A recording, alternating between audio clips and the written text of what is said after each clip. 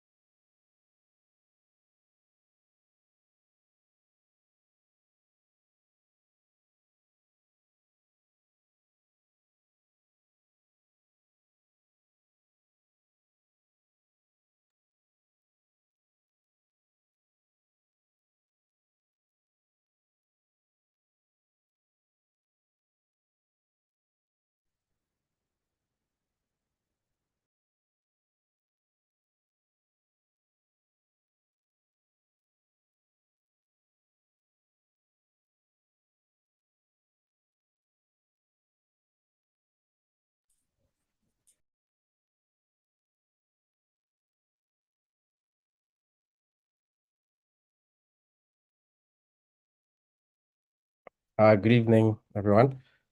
Thank you for joining. I think we'll just give 2 minutes for the other participants to join, then we can start.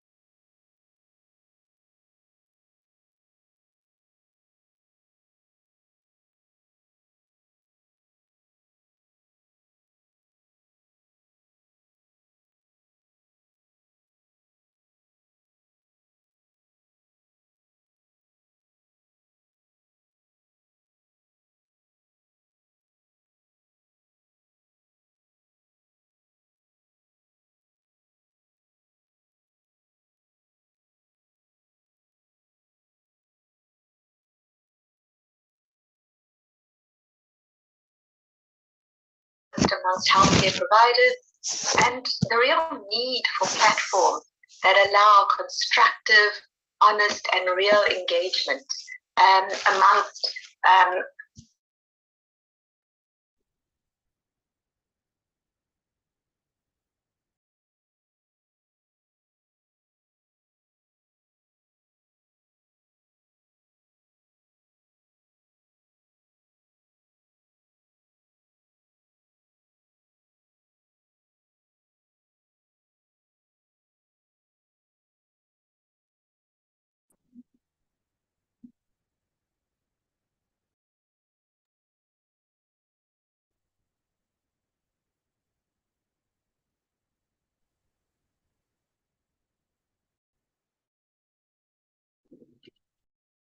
Okay, I think we can begin. Good evening, everyone. I hope you can hear me.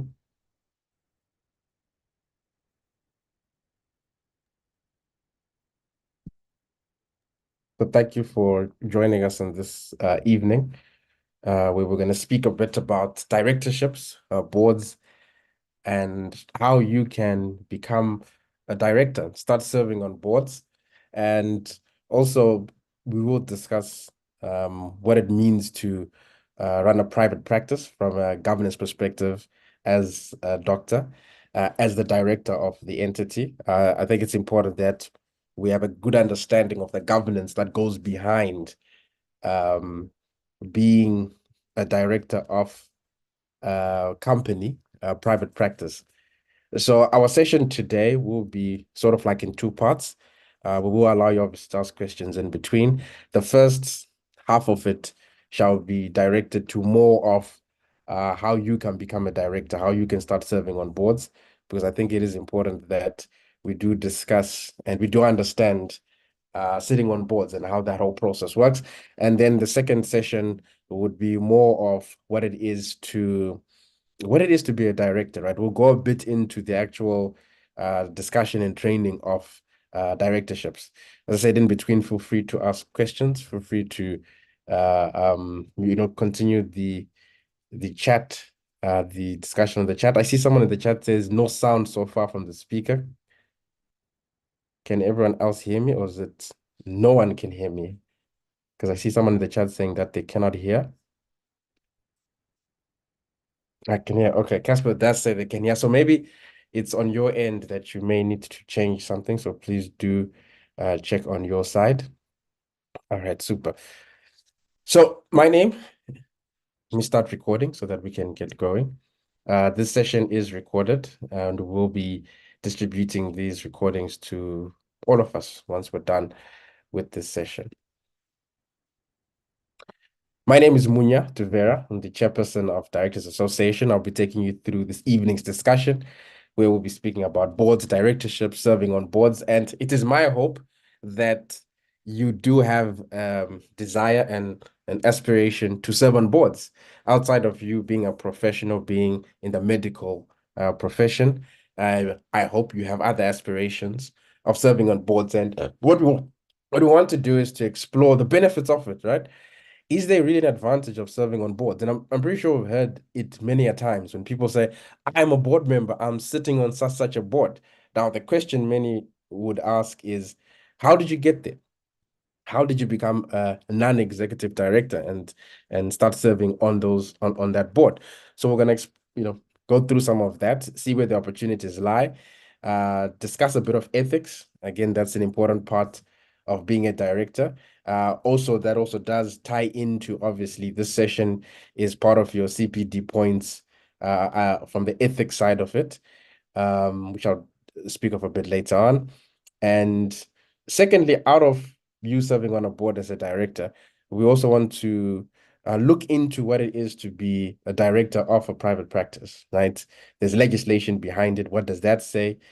What is a company, right? What is a PTY? What is a limited company and so on? So we'll dive into that as well.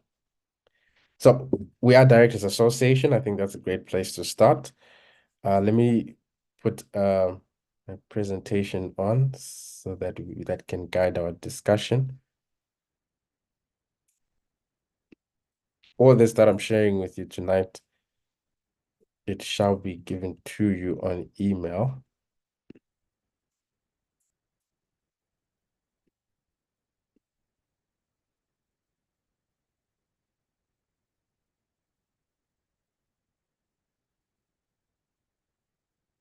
There we go.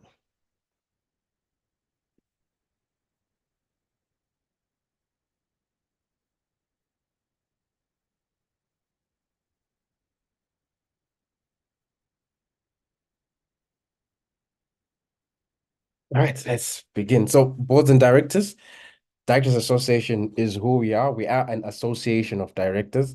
We focus on the governance market, the corporate governance market, assisting individuals like yourselves in anything governance related. We assist companies with governance items, shareholders agreements, board advisory, MOIs, and so on.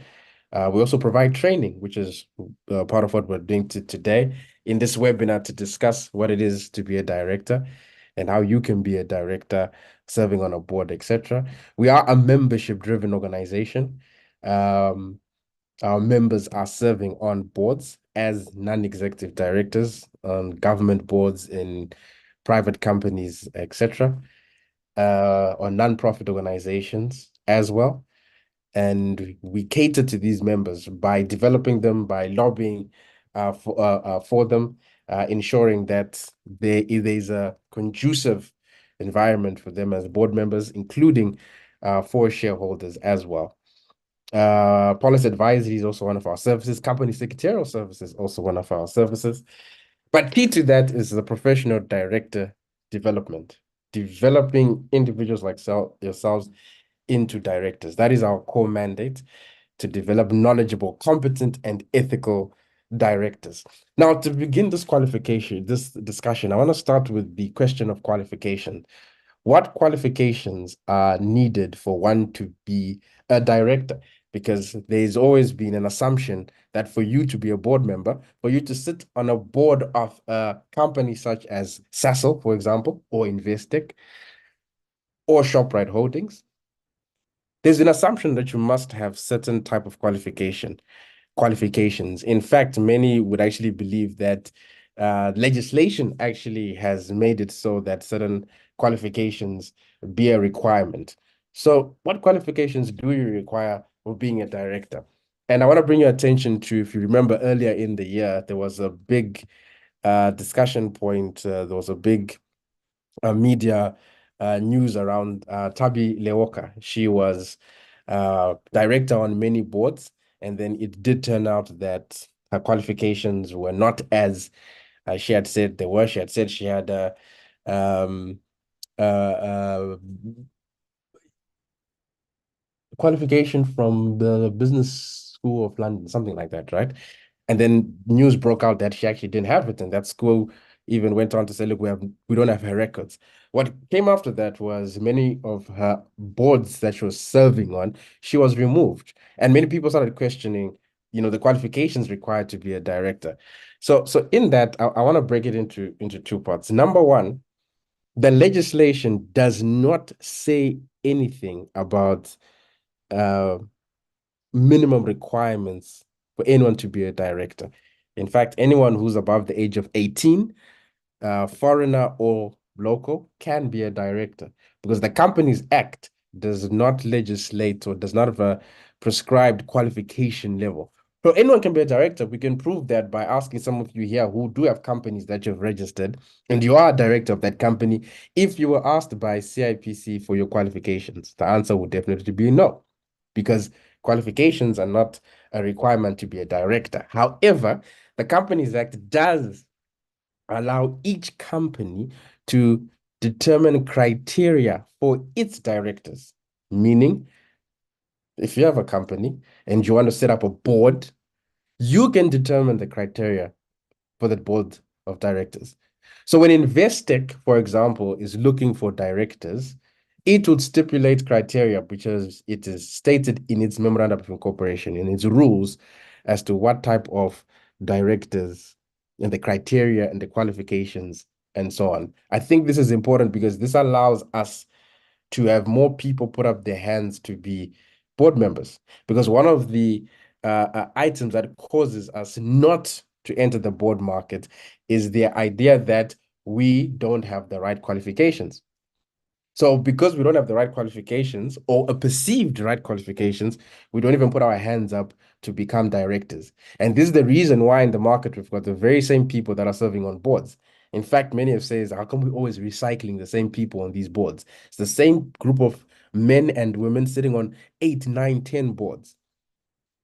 And one of those reasons is the rest of us are not putting up our hands to become board members because we assume that you have to have a certain qualification. And the one that is perceived to be the one that most people think you need to have is the qualification of a finance related accountancy.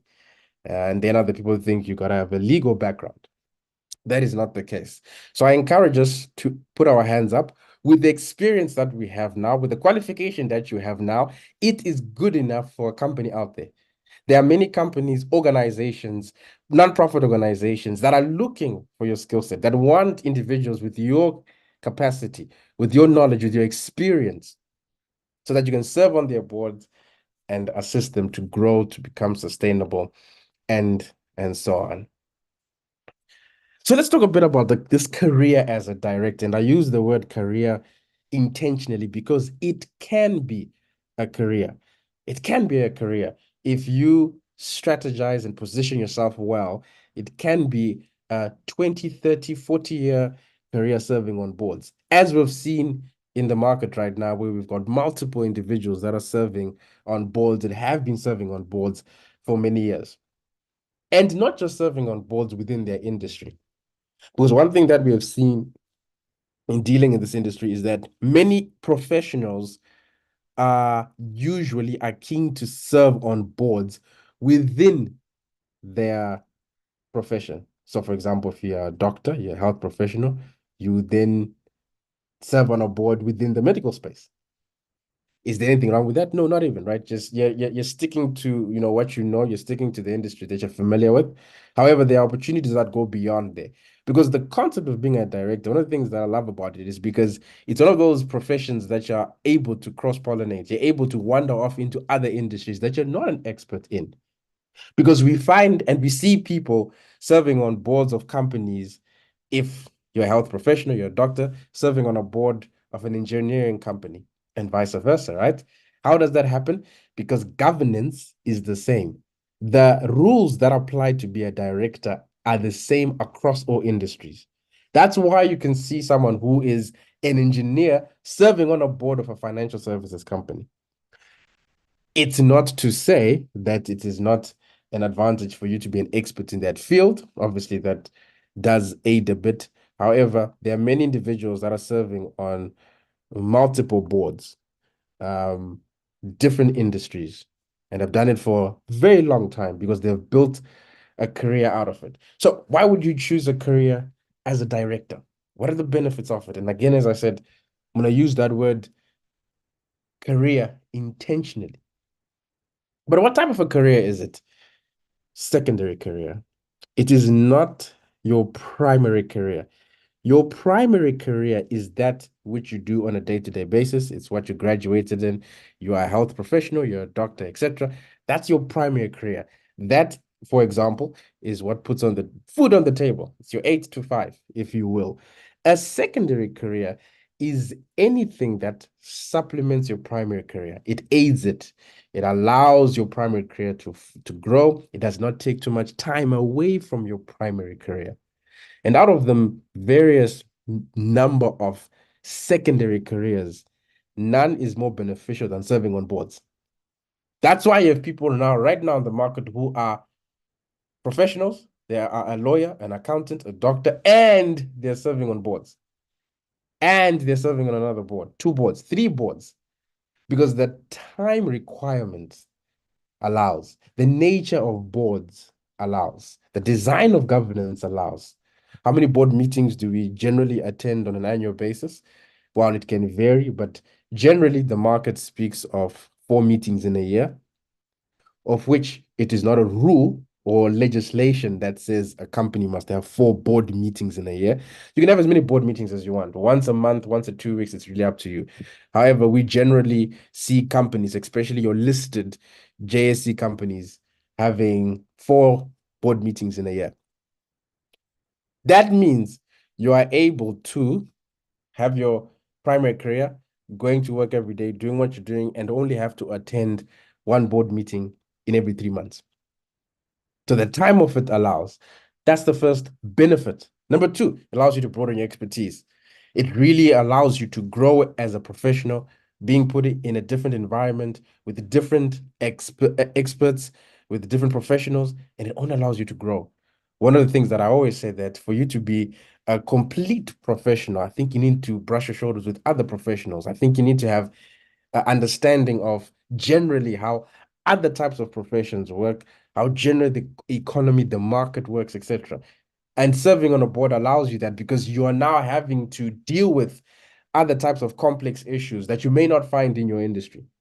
So it really allows you to grow. It really allows you now to expose yourself into different items, building yourself, becoming a more knowledgeable individual, which obviously then it improves and increases your equity in the market, right? Number 3, exposure into different industries. As I said before, a health professional can find themselves in the construction industry. I know people who are like that right now, that are in the health profession. they're doctors, and they're serving in a construction company as a board member. And number four is very important. It allows you to contribute on the highest level of leadership because it is the board that makes key decisions. It is the board that allows and decides on key items that affect the company. And if you see yourself as a leader, as an individual that wants to play at the highest level of leadership, I would encourage you to serve on boards. I would encourage you to become a board member. In that, what do I say? And I'm not just referring to board member on a JSE listed company, because I think that's what most of us think of when we hear of boards. We think of big corporate. We think of your big JSE listed companies. They, however, are not the only companies or entities that require board members. What's your count for the meeting? Let's think of your church, right? Let's think of your, your charity that's in your community. Let's think of the non-profit organization that is in your area of where you stay. Let's think of you serving on the board of your child's school. So there's many avenues. Let's think of you serving on the body corporate of the estate that you stay in. All these are areas where you can exhibit your leadership, serving as a board member, right? Directing the company, the organization, driving leadership, driving change, and so on. Number five, it's a means to effect change from the top. Why? Because it is directors that make key decisions. It is the directors. Think about it. It's 7, 8, 9, or 10 individuals in a room sitting around a board that vote to decide where the company goes, that vote to decide whether or not to retrench employees, that vote to decide policies of the company, and other very important decisions. So if you're an individual that wants to drive change, whatever change you may think is necessary, I suggest you do it from the top because that's where decisions are made. I always tell people that it is all well and good to, picket in the streets and posters and so on.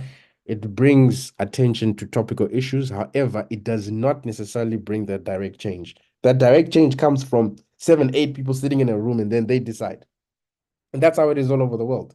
From politics to business to whatever sector you think of, it's a few that decide for the masses. And you can decide if you want to become one of the few that's deciding for the masses. Number six, it increases your value in the markets. Definitely, it allows you to become a more, I don't want to say more important, but there is prestige that comes from sitting on boards. There's some sort of prestige. We all to that idea of being a board member. And it's one of those questions of how do you stand out in the market? It's a very competitive market that we're operating in. We are all gunning for the same opportunities, same business contracts, same employment opportunities. How do you stand out from the millions, thousands that are applying for the same job and going for the same business opportunities? You stand out one of the ways by having something extra more than the next person. And the board market can give you that. I've seen people getting opportunities, getting employment, getting promotion because they had that edge of being a board member or having understanding of how corporate governance works, understanding how shareholding works, how dividends work, the relationship between the board, the company itself, and its shareholders. That is a very important part of business, a very important part of economics, of the market. How does all these things work? And the more of us that know how it works, the better for the economy, where we can make better decisions. Even in your small little business, the more you know, the better decisions you can make. Hence why it's important that directors are taught how to be a director, what it means, what are your duties as a director, so that you can follow proper governance and obviously create sustainability for your organization. Number seven, contact and business opportunities. It's a great network to know, I'll tell you that. If there's any network of people that you want to know in any market in the world, it's the network of directors, decision makers, people that are in influential positions. And if you're an entrepreneur, if you're a business owner, it is in your interest to know people that are influential, right? Number eight, it's a great retirement plan. We have many people that 60 years old, 65, they retire, but they continue serving on boards as non-executive directors, continue to earn some money. And on that topic of earning money, it can be a secondary or additional income stream. Serving on boards, you can get paid for it. Not all boards. The legislation, the Companies Act, does not say that it is a must that directors must be paid. It doesn't say that. The Companies Act says that the shareholders of a company would decide whether or not the directors will be remunerated. Remember, team, directors are not employees. Directors are not governed by labor law. So we don't have a salary. We have what we call board fees and another different type of remuneration. So it is not a requirement by law that directors of the company are paid. The shareholders will make that decision. So you have many companies out there where directors are volunteering. They are not being paid, but it's a great way to gain experience, a great way to get exposure. And one of the programs that we have, which I'll speak about later in this discussion, is how serving on boards as a volunteer may improve your chances of finding paid board seats or allow you to gain experience as a board member. Now, let's look at that remuneration system. How do directors get paid? How much do they get paid? These are key questions because you can make a secondary income for yourself as a director serving on specific boards. Now, there's a specific remuneration system that we find globally. That's one of the benefits, advantages I like about corporate governance in that it's very uniform across the world, right? You don't find many differences. There are many similarities. Anywhere in the world you go, a board is a board. A director is a director, a shareholder is a shareholder. Board meetings are relatively the same. There's a chairperson on the board, there's non-executive directors, there are executive directors. It's kind of the same. So if you can understand, even from a South African context, you go to Nigeria, you go to Malawi, Malaysia, United States, the concept is the same. That too, the remuneration system is the same. And in that, I want us to use the Johannesburg Stock Exchange as an example because the Johannesburg Stock Exchange is the most structured governance idea we have in the land, right? So Johannesburg Stock Exchange companies have got boards, right? All of them. And these boards have got committees.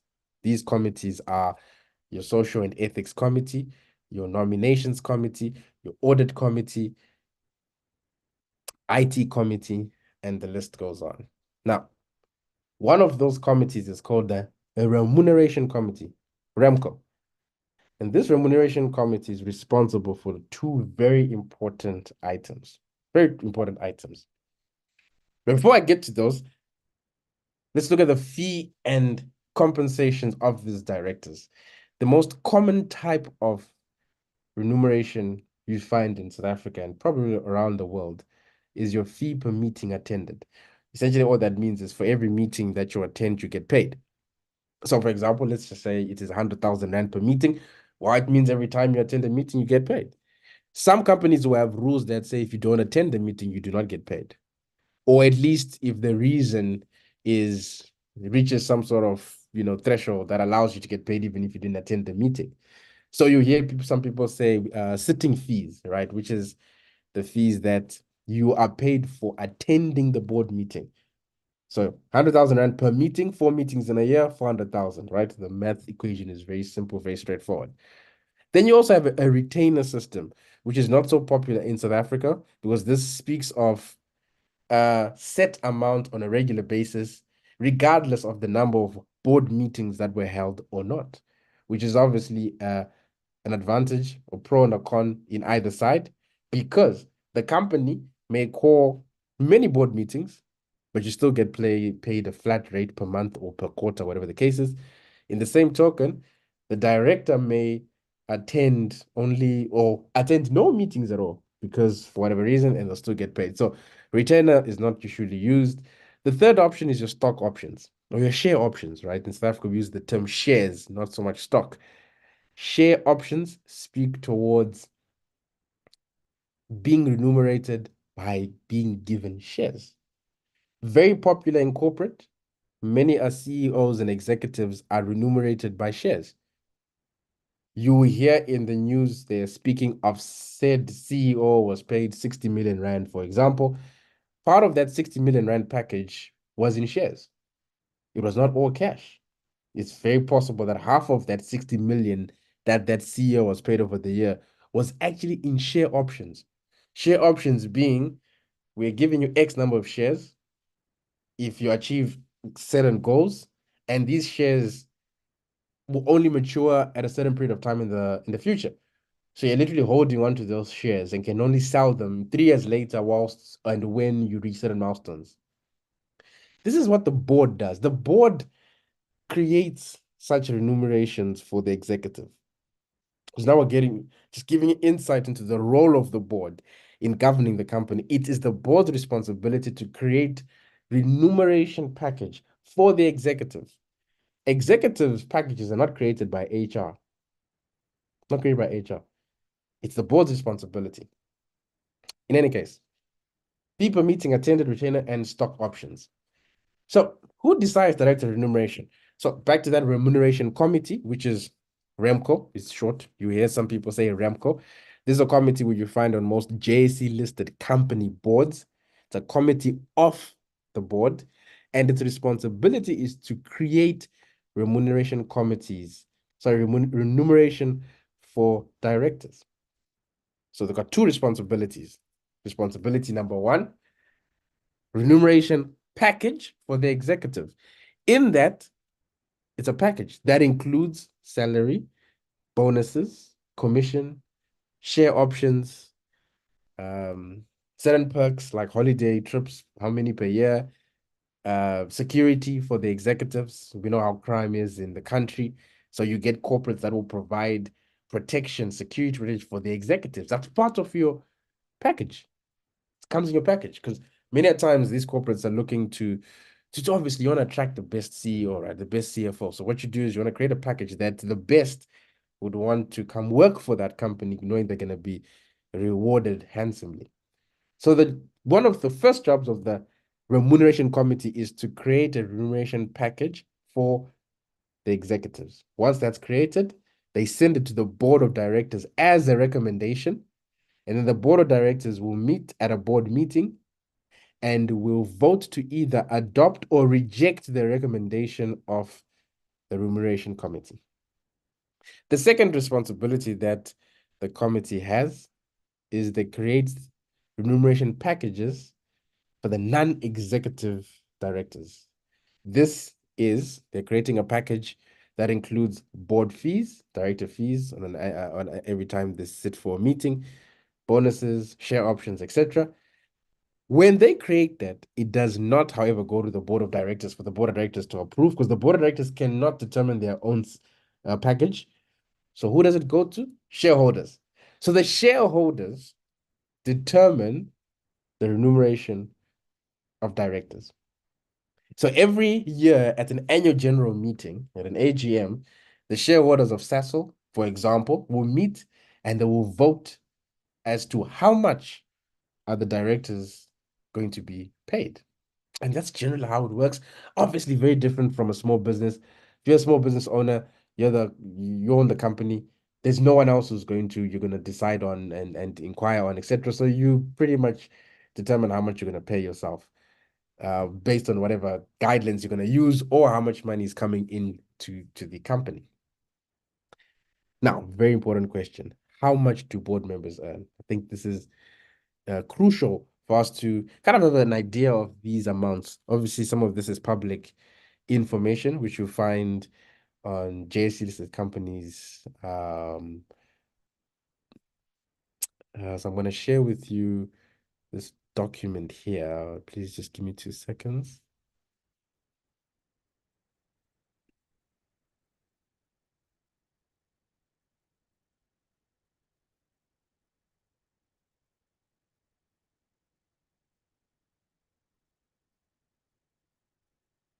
Right, so what we have here is PricewaterhouseCoopers, PwC, has an annual report of non-executive directors that it releases on an annual basis. This one, May 2023. I'm not too sure. I don't think the 2024 one has been released yet. I could be wrong. So this we're just going to use one for May 2023. What this document does is essentially it analyzes the remuneration of directors on JSE listed companies, just to give us an idea of it. Again, this is public information, it's public knowledge. All you do is you download, for example, the annual report of ShopRite Holdings, and in it, you've got the amounts that the directors were paid for over a year's period. So they gather all this data and then they put it together and then they give us averages and so on. So we will send you this document as well for you to have a look-see. I'm not going to go through the entire document. I'll just go to where it is relevant for us for today's discussion.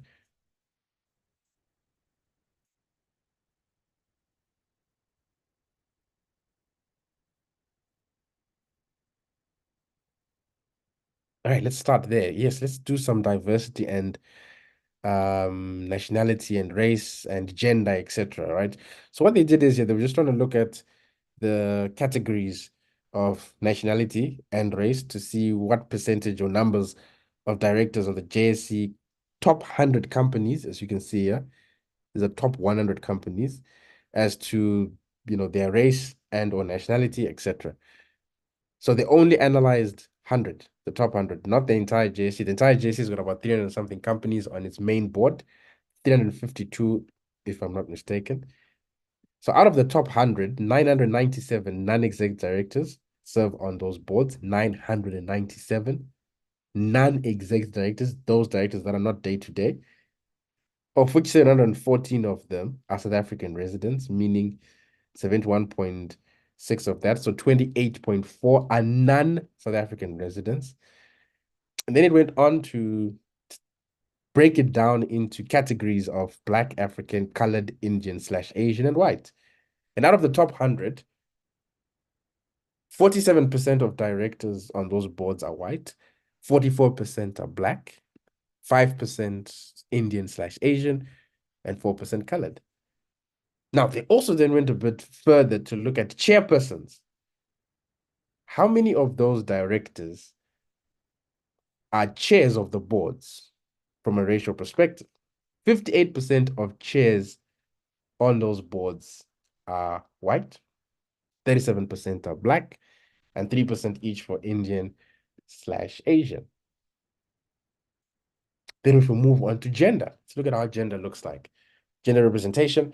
Again, looking at the top 100 JSE listed companies, 62% of all directors on the top 100 companies, 62% are male, 38% female. Those numbers will drastically change if we include the entire JSE, which is 300 something companies. That number will go more in favor of men. So you'll probably find about 80% of directors being men, and about 20%, obviously, give or take, females, if you look at the entire JSC. Then you look at chairpersons.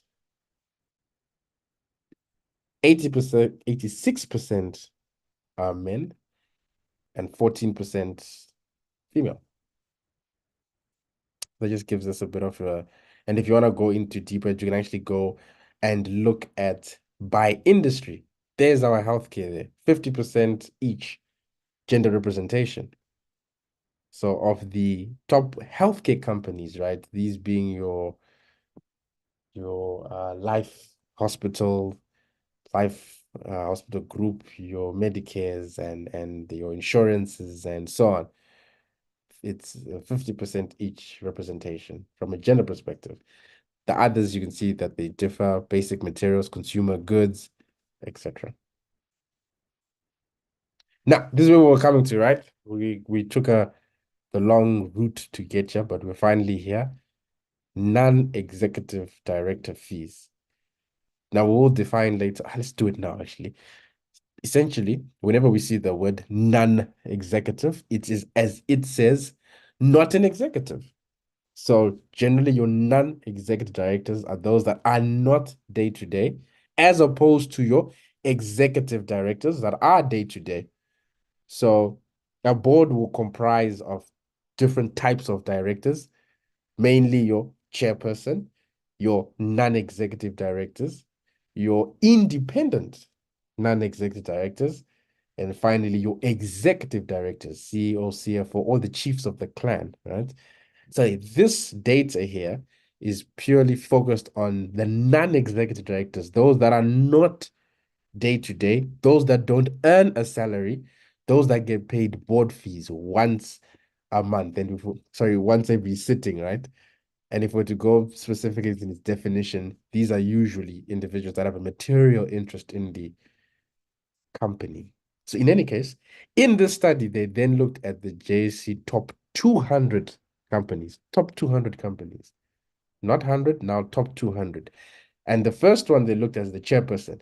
Because generally your chairperson is the highest paid director because the chairperson does more work than most of the other directors. Remember, the board is elected by shareholders at an AGM. Then the board itself at their first board meeting typically will vote amongst themselves to pick who's going to be the chair of the board. Whoever's picked to be the chair, that individual will have more responsibility, bit more authority, only for the purposes of governing and running the board, taking the board meetings and so on. So your chairperson is usually, if not always, paid more than the rest of the directors.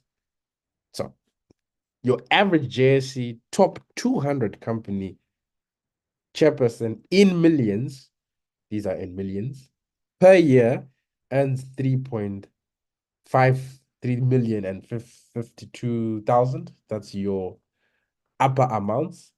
If you then go on average, you're looking at 2,717,000, your median 1.4, and your lower quartile 875. So on average, you're looking at about 2.7 million per year. Then there's a deputy chair. Some companies have that, on average 2 million rand. The higher amounts 3.4, and your lower amounts 680. Lower amounts being of your smaller companies, right? Because JSE obviously got different size of companies.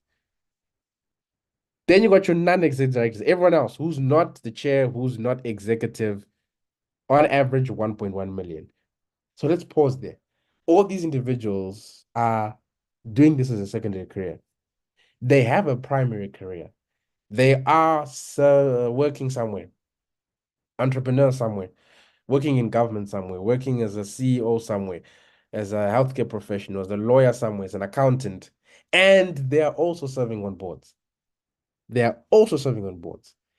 Boards are very diverse. You find the composition of them, the skill set, the background, very diverse. You find a board that's got an engineer, you got financial, someone there, a legal person, healthcare professional, etc. That's the era we're in right now, where we're trying to bring different skill sets into the board so that we have different inputs. And the idea behind it is that if we have different inputs, we should get better decisions, better solutions, because we have people with different perspectives, not just one type of profession with a similar type of thinking. That's why diversity is important on the board, including obviously age, gender, and so on. So on average, 1.1 million per year. The higher amounts being 1.3 million, and your lower amounts 472,000. Now, what they did even further that's very interesting is they looked then at the top 10 companies, which we call super caps. As you see on your left-hand side here, they've got a comparison of 2021 and 2022. The biggest company by market capitalization in 2022 was BHP Group Limited, the mining giant. So of the top 10 companies, look at how much the amounts increase drastically. On average, 14 million rand for a chairperson per year. The higher amounts being 14.7 and 6.7 being the lower or the smallest one of your top 10 JSE listed chairperson on the board. Again, these individuals are working somewhere else. It is a secondary career. And as a non-executive director, your average is 3.4 million of top 10 JSE listed company, 4.8 higher amounts, and 1.7 for your smaller or within the context of your top 10, right? In fact, the highest paid director in 2022, 2023 earned 23 million rand, chairperson of AB InBev, if I'm not mistaken, of the company.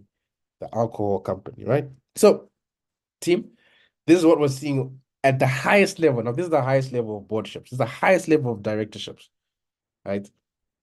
To get there, it takes time, patience, focus, building your network, building your knowledge, getting experience, right? So many people, they say to me, I want to be a director, I want to start making money. So, okay, well, that's all well and good. That is possible, but it's not going to happen overnight. It's a journey. And if you start serving on boards today, think of it when you came out of university at 23 years old, and then you started working, and how many years it took you to get to a point where you're earning what you're earning now, or at least at a time when you started saying you're earning something decent. Same thing. Because many confuse their expertise in their profession as expertise in being a board member. Two different things. You may be an expert in what you do, but you're not an expert on the board because the board is a different idea altogether. That's why you've got a concept now of professional directors, individuals that are trained and certified to be directors and understand how a board works, understanding corporate governance. Because what are we looking for you to be a competent director? A, be good at what you do. So whatever it is your field is in, that's important because that's what will get you to be noticed. They'll say, oh, he's an expert in that. Oh, she's an expert in that. Fantastic. That's good because that's what gets you noticed. But after that, the next question is, oh, but do you understand and do you have experience on the board? And if not, you start building it. So in any case, we're going to send you this document on email so that you can have a look-see. Let's go back to our slide.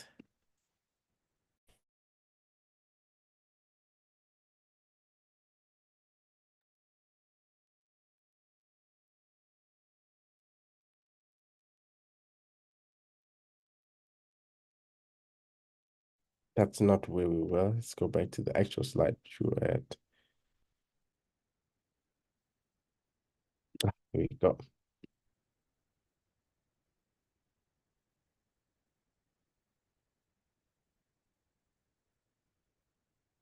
Now, what about other types of organizations? Your SMMEs, how much do they get? How much do they earn as a director? Well, number one, you're looking at anywhere between 1,000 Rand and 15,000 Rand. But again, it only just depends on the type of board, type of company you're serving on. Most small businesses do not have money. They do not have money to pay directors. So most directors are volunteers. But if they do pay you, you're looking at 1,000 Rand, 5,000, 10,000, etc. Your mid-sized businesses, anywhere from 15, 20,000, 50,000, etc. The public sector, that does pay well. Dudumeni, she used to earn 4.3 million Rand at SAA. May her soul rest in peace. As you might have heard in the news a week ago that she did pass away. She is was the former chairperson of South African Airways. And she was declared delinquent, right? Because of certain transgressions that she committed as a director. And she can now she was no longer allowed to serve as a board member. So government does pay decent amounts of money depending on what state-owned entity you're serving on. However, many do not want to serve in state-owned entities or state-owned companies due to the political nature of it. But obviously, it's a decision one has to make.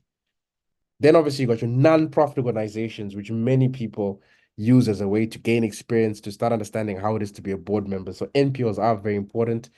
And we'll talk about that a bit later on as to how you can start serving on boards in that sector, on small businesses without getting paid, but gaining the experience and trying to understand how this whole thing of boards works. Now let's touch a bit of general direct information.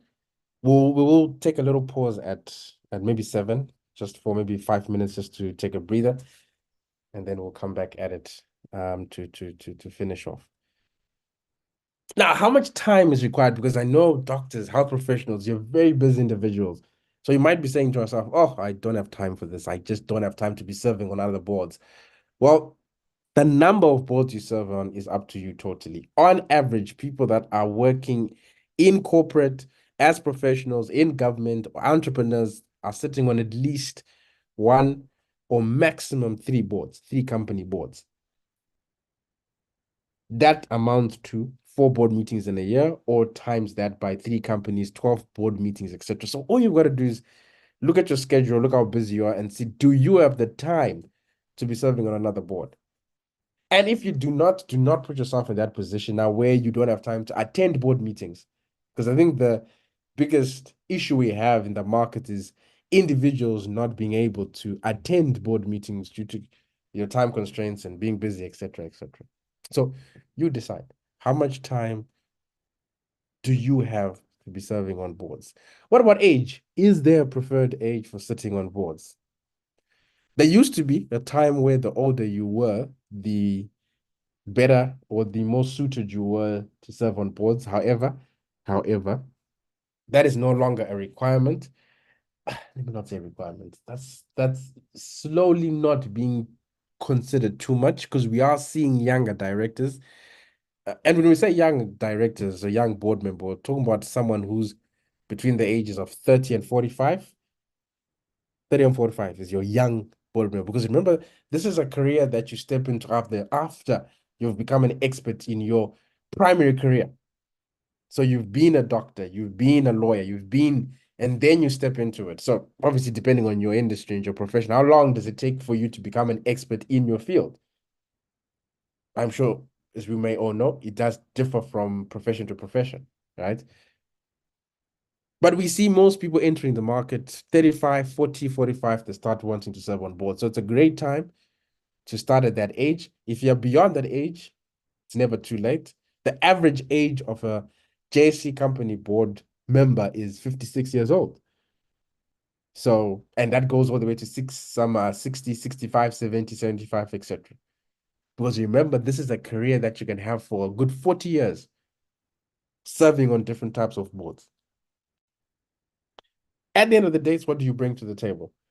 You've got to understand governance. It's very important to understand how corporate governance works, your duty as a director, what is your role on the board.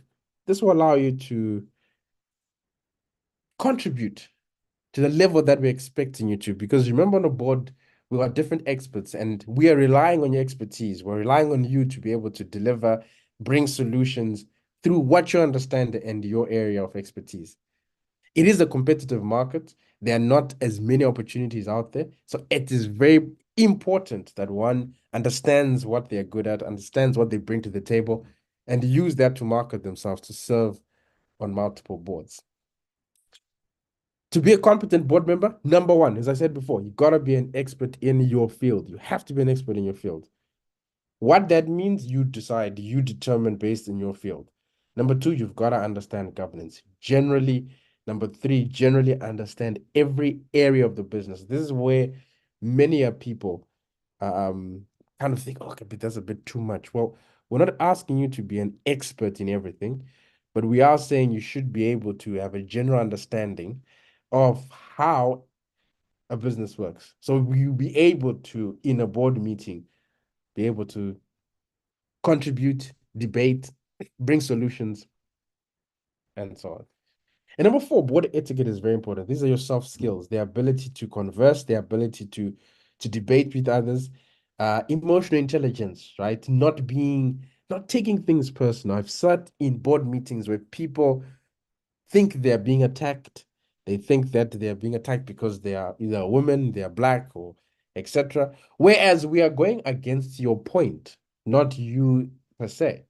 Now, that difference is very important, because understanding that there's a difference between us going against your point and you will allow you now to not take things personally. This is the soft skills, the board etiquette that is required. And these are things that come with time. The more you grow as a board member, the more you get experience, the better you now understand and you can navigate yourself within the boardroom, understand how to deal with conflict. Because the board is a very interesting idea. We put a bunch of experts, successful individuals in their own right, in a room, and we say work and play together. Just think of all the things that could go wrong. Egos. Well, I come from this field. This is my experience. This is how much I'm worth. This is this and that. I've seen it happening where egos then become, and you see that a lot of people that immature to be board members because it's always about them and they don't know how to play well with others. Because to be a board member, we've got to come together, bring solutions to move the company forward. That's why you've been put there by the shareholders. Your job is to advance the company, not your personal endeavors and ambitions and so on.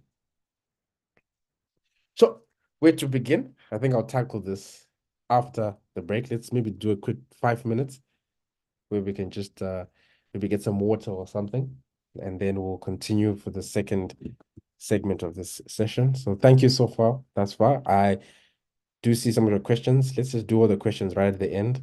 And after the break, we'll tell you as well how our CPD points is going to get in, come about, because after the session, we'll now start getting into a bit of the training of governance, directorships, companies, ethics, and so on. So it is 5 to 7. Let's come back and start again at 7. Thank you.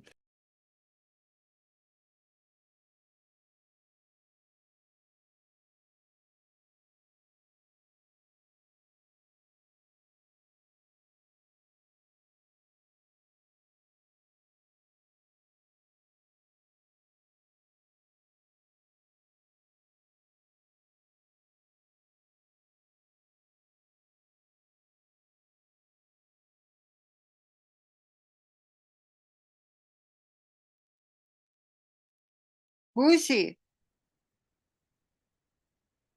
Hi, Busi.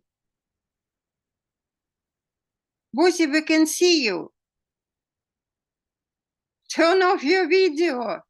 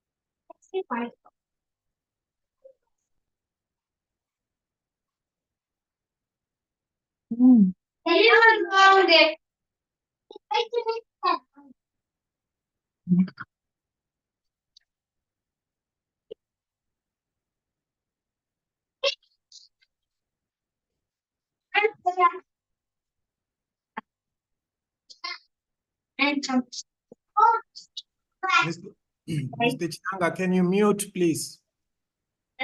What would that taking place?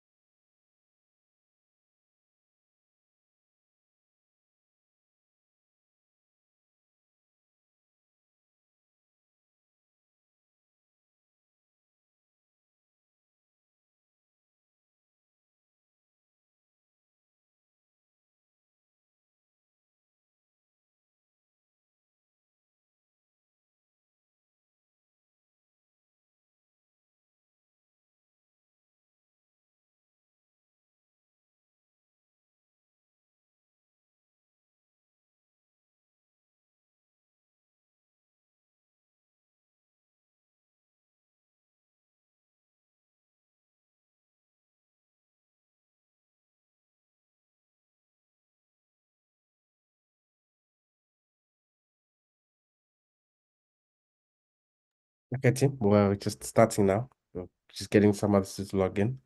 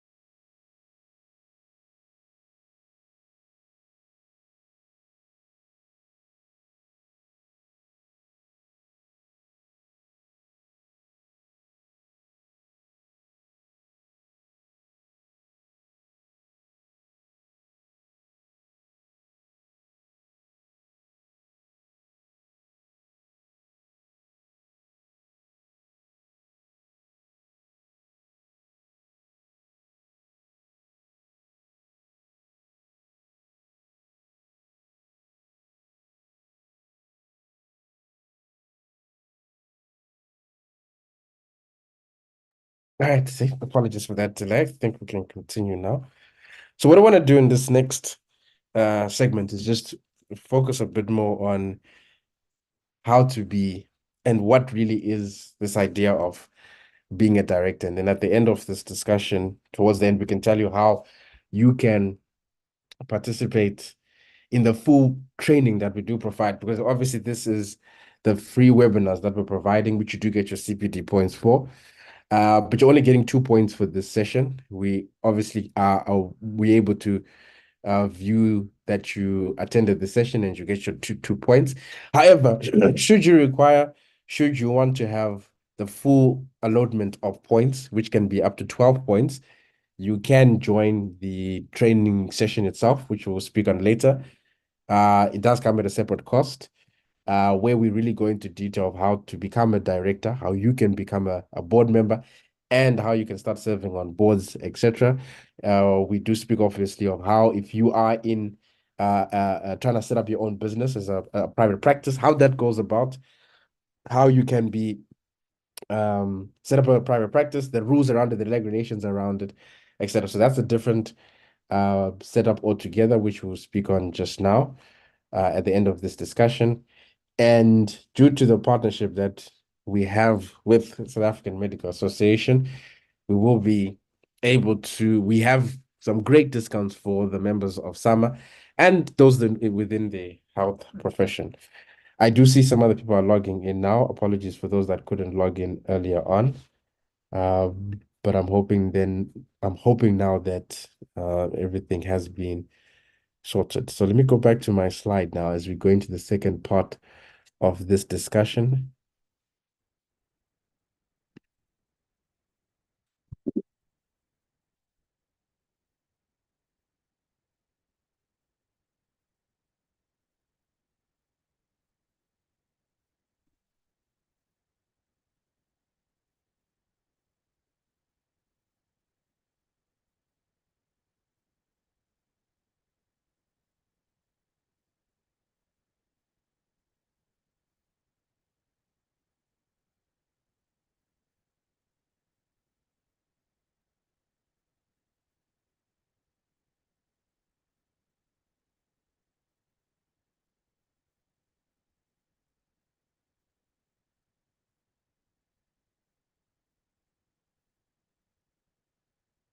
All right, there we go.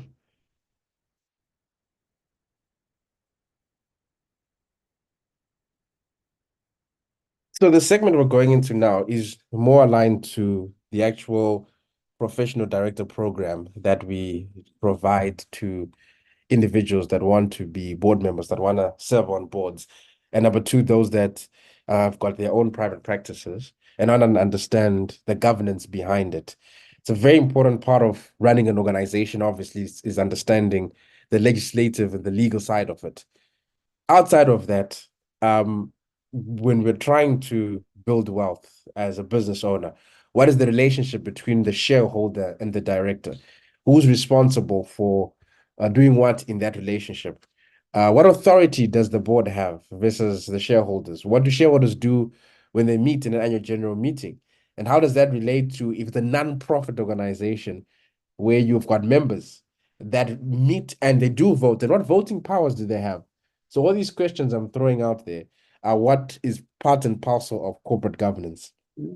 It is, in essence, the true and more, I guess, job of a director is in governing the organization based on these number of questions that I have just asked.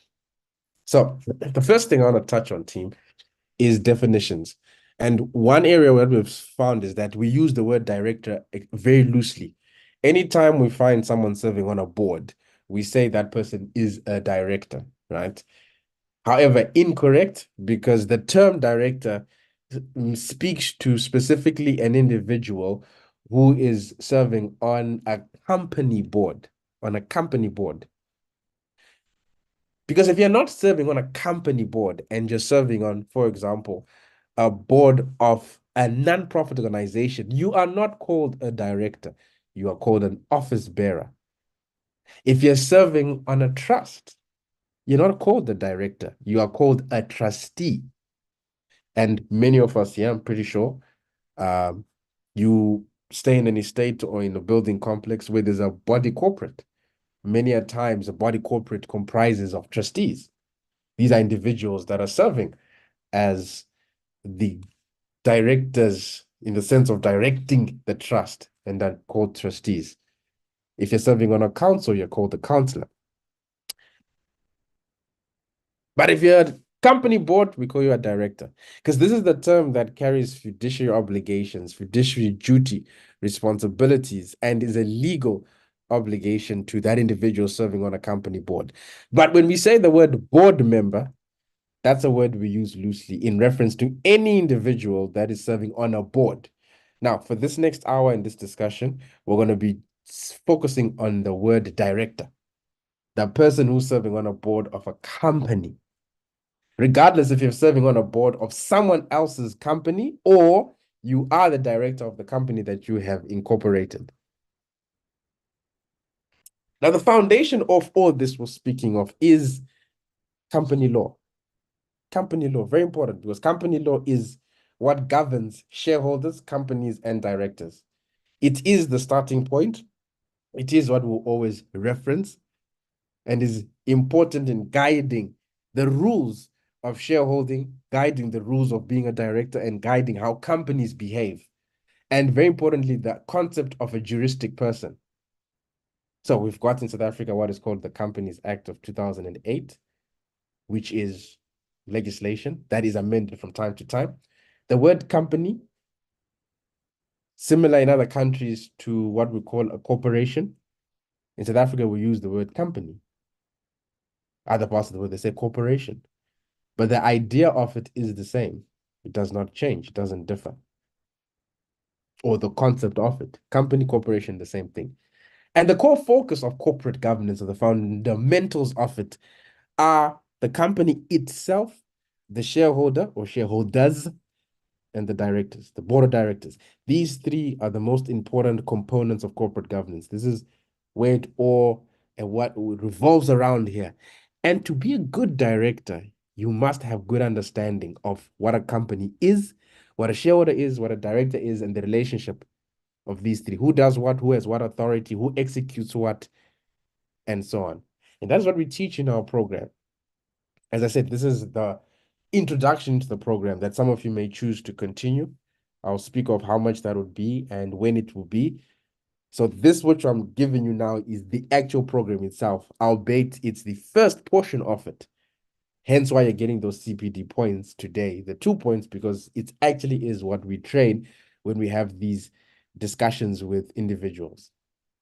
Obviously, though, they are stakeholders. We can't, as directors, not be cognizant of our stakeholders. What are stakeholders? Shareholders, yes, are also stakeholders of the company, but usually we leave them out of the shareholder component.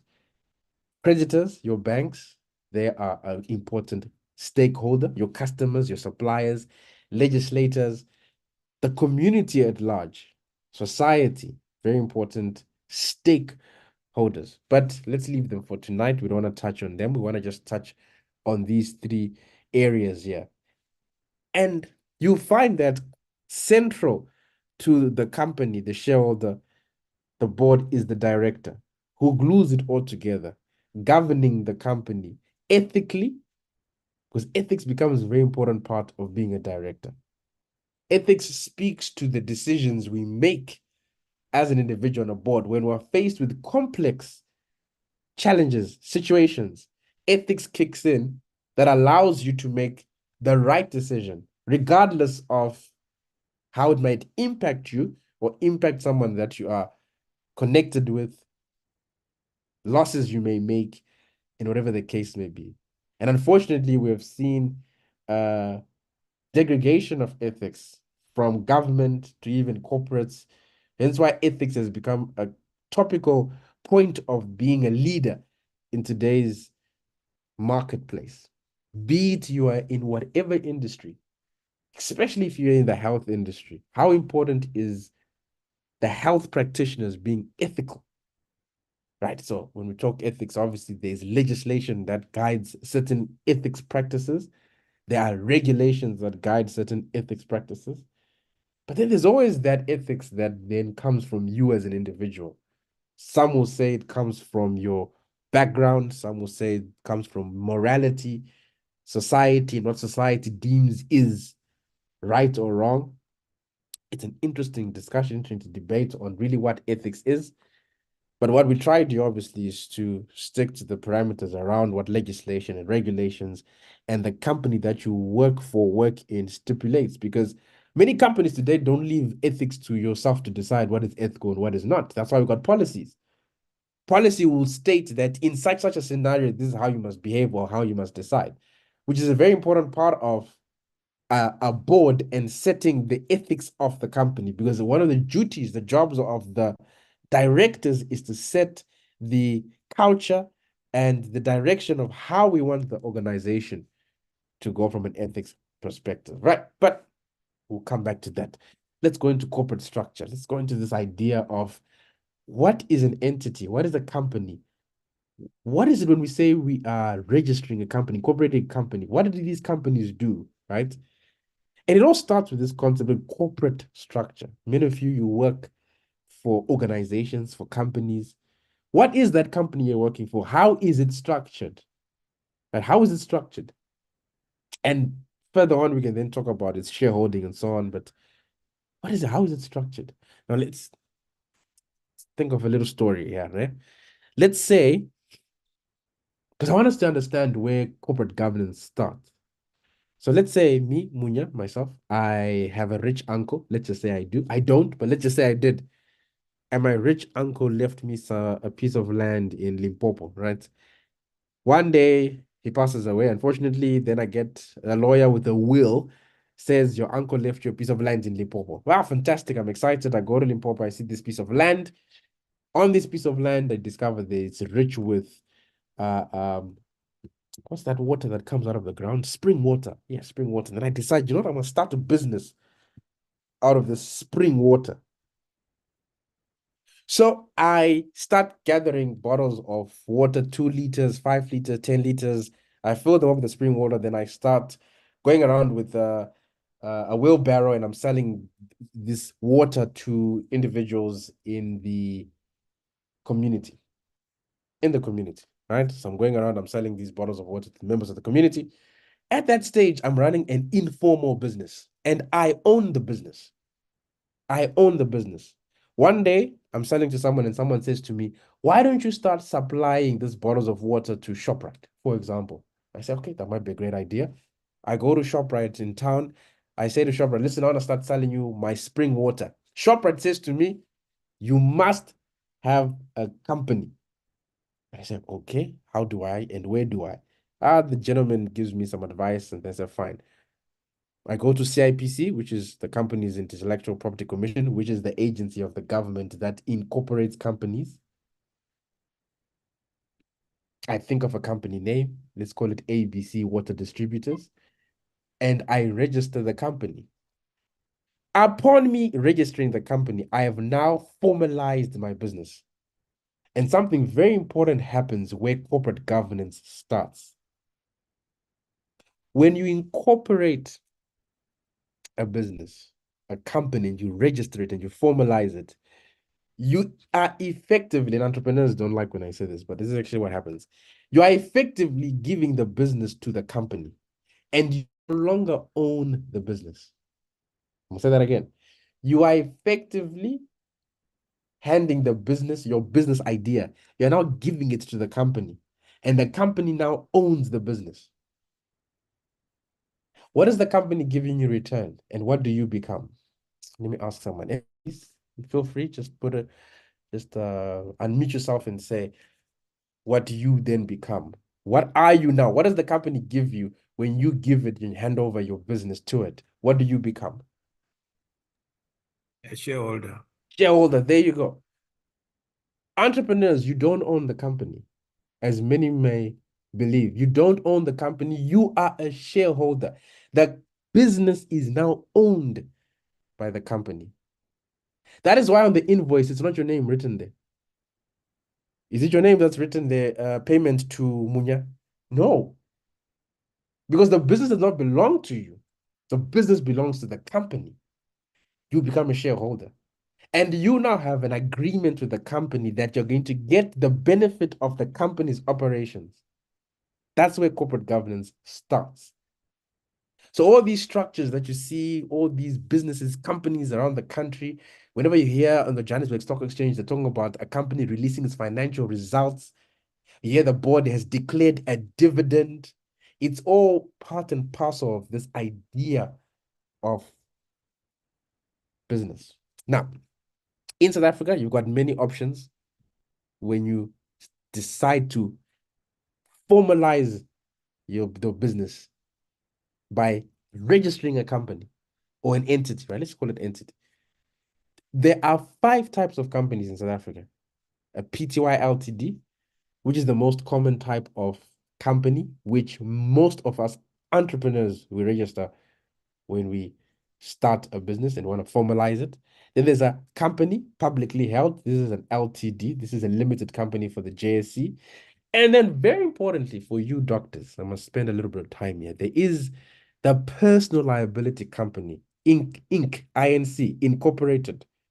Why is this important for you? Well, the regulation that regulates the health sector does not allow doctors who want to open a private practice to operate their private practice through a PTY Ltd, for example, the first one on top there. The rules are that a private practice must be a personal liability company. It's a different type of company that brings personal liability to the directors of that entity. This is a regulation. You as a health professional do not have the advantage or the possibility of registering a non-profit organization, for example, because the liability is removed as an NPC. I'll get to that, what I mean just now. Liability is removed. You don't have the option of registering a PTY Ltd as others in different sectors do. Because your regulator says private practice, personal liability company, PLC, INC, Inc., incorporated company. What are the reasons? It's something we dig deep into when we do provide the training. As I said, for those of you that do have companies, you are running your own private practice. It's something that is good to you to know and understand. And I'll speak to that a bit later on as to how you can join those sessions. You might be asking me though that, well, how come Life Hospitals is not a personal liability company, but is listed on the Johannesburg Stock Exchange? And what's this other one? Netcare. It's called Netcare, right? Yes, it's called Netcare. Netcare is listed on the Johannesburg Stock Exchange. How is that possible? When you are saying that a Netcare or a health provider, a health company must be an incorporated company. Well, I'll tell you why. Netcare is not defined as a hospital, as a private practice, as you would define it. Because Netcare, if you look at what Netcare does, essentially it provides infrastructure. It provides you a building, it provides equipment, beds, and so on. But is it the one that's operating on patients? I'm asking you, health professionals, please tell me. Maybe I'm wrong.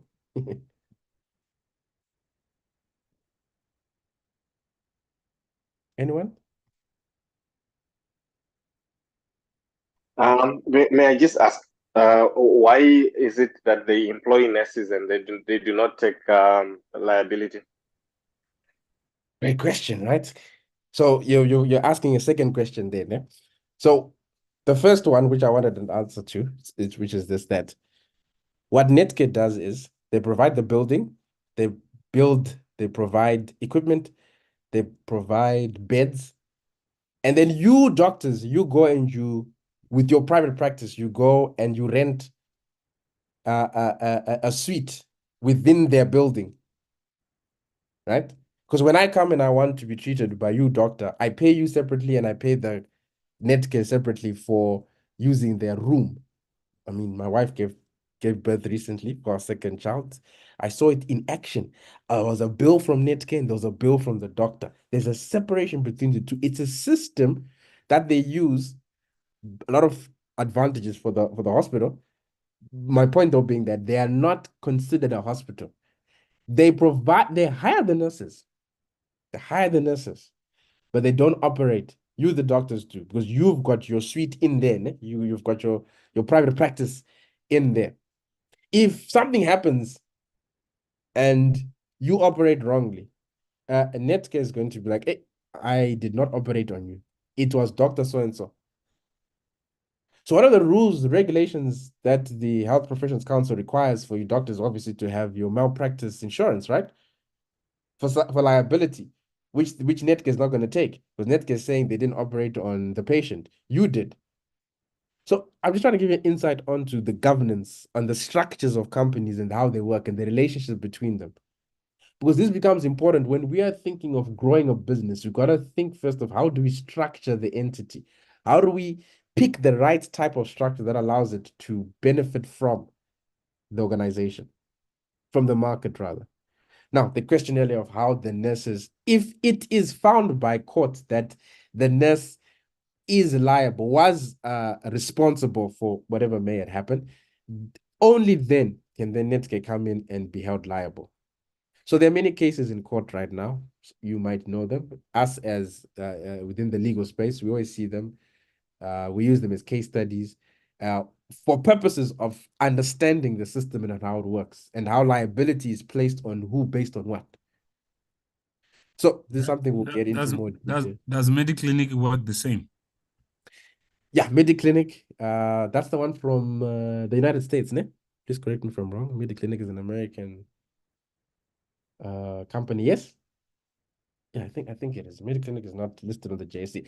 And I believe so it does. Mediclinic, it's got its separate doctors. It provides infrastructure. It provides the equipment. Their sole role is to ensure that there's top of the range equipment, good beds, and. This is very different from government. Government now, Department of Health and so on, they do everything. They employ the doctors. They provide the infrastructure, the bedding, the equipment, and. And what has happened now is it has overwhelmed them. I don't want to get into the reasons why, because I know some will start saying corruption and so on, so let's not get into that debate yet. We'll get into that debate when we actually do the training, for some of you that will join. But government takes on the entire burden. Private sector, it works very well because Mediclinic, Netcare, for example, their focus is purely on infrastructure, greatest equipment, and. You, doctor, your only focus is getting better at what you do. You don't have to then worry about equipment. You don't have to worry about building the beds and then the two come together. This is what is called strategy, right? This is what we see working well, if we can say it works well. But in any case, team, that's a type of company which is a personal liability company where if anything goes wrong, the directors may be personally held liable. And the HPCSA requires you to have this type of company because It does not want you to be able to say, it was not me that's liable, it is the company.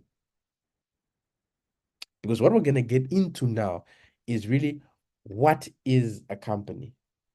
And the idea of a company and how liability can be removed from the shareholders and the directors, except when it comes to a private practice. So let me tie it all together so it makes sense. So what is a company? What is a company? Again, we go back to our Companies Act of 2008, which defines what a company is. This is amended from time to time. And I want to introduce you to this concept of a juristic person. A juristic person. This is a concept we find globally. This is one of the ideas that allows business to function the way it does in an international market, where companies and corporations can do business with each other from anywhere in the world, because we've got a underlying foundational concept of what a company is and what it can do. And that concept is an interesting one, where we deem a company as a person. The concept of a company as a person. What does that mean?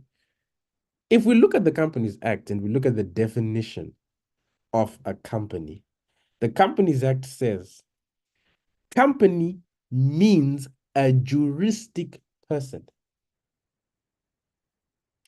A juristic person is any item, and I'm using the word item, that we have given it the right to be a person. You and I are known by law as natural persons because we were born.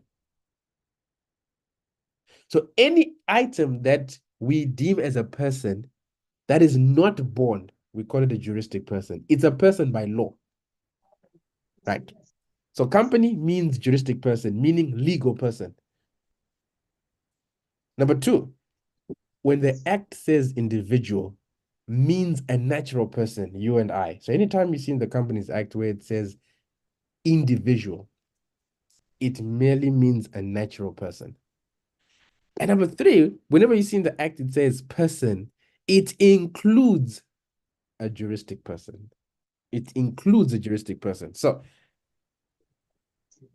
company means juristic person, individual means natural person, and person includes a juristic person. Anytime the act says person, it's talking about you and a company. Section 19 then says, from the date and time that an incorporation of a company is registered, as stated in its registration certificate, the company is a juristic person. And then in red, then, very, very important, has all of the legal powers and capacity of an individual. Has all of the legal powers and capacity of an individual. So a company has the same legal powers and capacity that you do, obviously to the extent that it can perform them. This is why a company can sue you. A dog cannot sue you. There's nothing else on this planet that has got the powers to do the same things that people can do other than organizations. And the reason why we gave them these powers, this legal standing, is so that they can perform certain functions. The reason why companies pay taxes because they're deemed as persons. If they were not deemed as persons, they would not be required to pay tax, because according to tax law, only persons pay tax. So let's break it down. A company, therefore, is a legal, non-living being that has legal rights to trade, buy and own assets, make profit, pay tax, sue and be sued, amongst other legal functions it can perform. The Companies Act calls it a juristic person. A company has the power to buy an asset and own an asset because it's a person. The reason why you can sue a company is because it's a person. You cannot sue a dog. because a dog is not regarded by law as a person. So when you go open a bank account with ABSA, who are you opening the bank account with? You're opening a bank account with the person ABSA, not with the directors of ABSA, not with the shareholders of ABSA. You are entering into a contract with the person ABSA. That person is called ABSA. That's why you have company names, because you name your people there. So you are opening a bank account with a person called ABSA. Then you ask that person ABSA for a business loan, for a mortgage, for a car. The person ABSA gives you a loan. You sign a contract. In the event that either of you breach that contract, either one of you parties can take either one to court. That's why you can take a company to court, because a company is a person. Without that, you would not be able to sue a company, and it would not be able to sue you. So this is important because we now start understanding the separation between company, shareholder, and director. Many times we glue them together, whereas they're three separate ideas.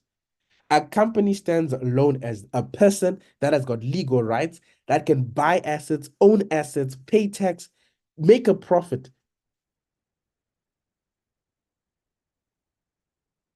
And very importantly, then, a company is liable for its actions.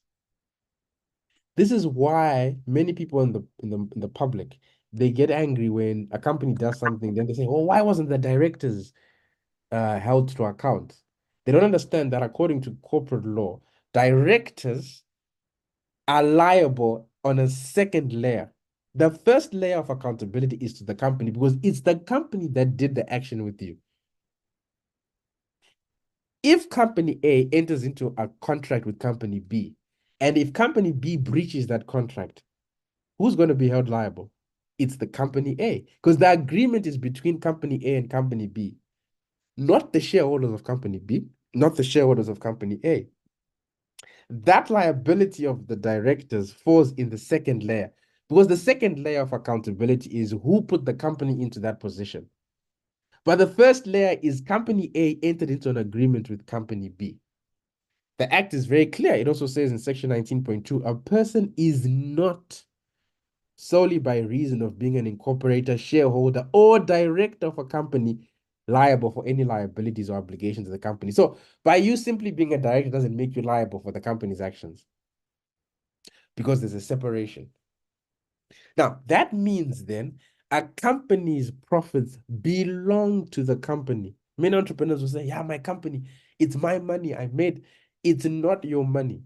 It's the company's money, because it's the company that manufactured the product. It's the company that sold the products, because on the invoice, it wasn't your name, it was the name of the company. So the company makes the profit. Now, here's a question then. How then do shareholders, you as the shareholder, how do you benefit into the profits of the company?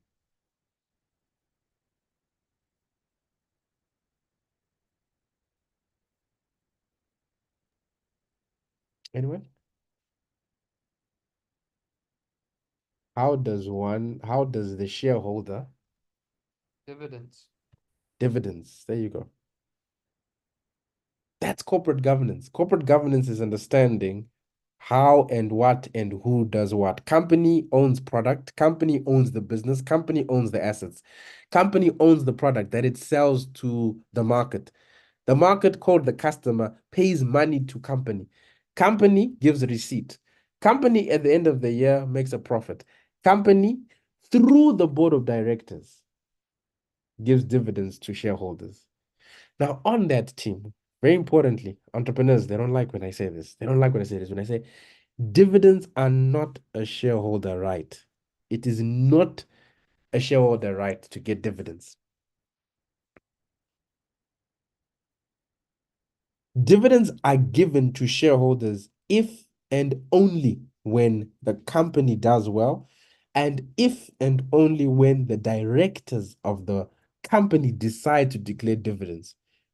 So the responsibility of declaring dividends to shareholders lies solely on the board of directors.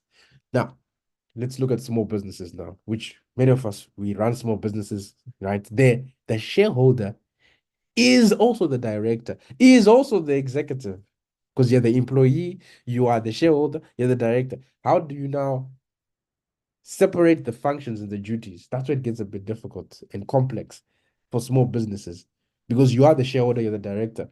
I know a number of doctors that have got private practices, and it's just him and assistant or two assistants, an administrator, and he's running this whole private practice by himself. Administrators booking appointments, another administrator is dealing with the filing and claiming from medical aid and so on. Doctors doing everything else. Now, you try now to separate your function from shareholder, director, employee. So again, some of the things that we cover in our training. No one therefore owns a company, as many may believe. We hear many of us say, oh, it's my company. My company, my company. It's not your company. The company is a juristic person, standing alone by itself as a person. You own the shares that the company has given you. Very different. It's very different from when I say I own the company versus I own the shares.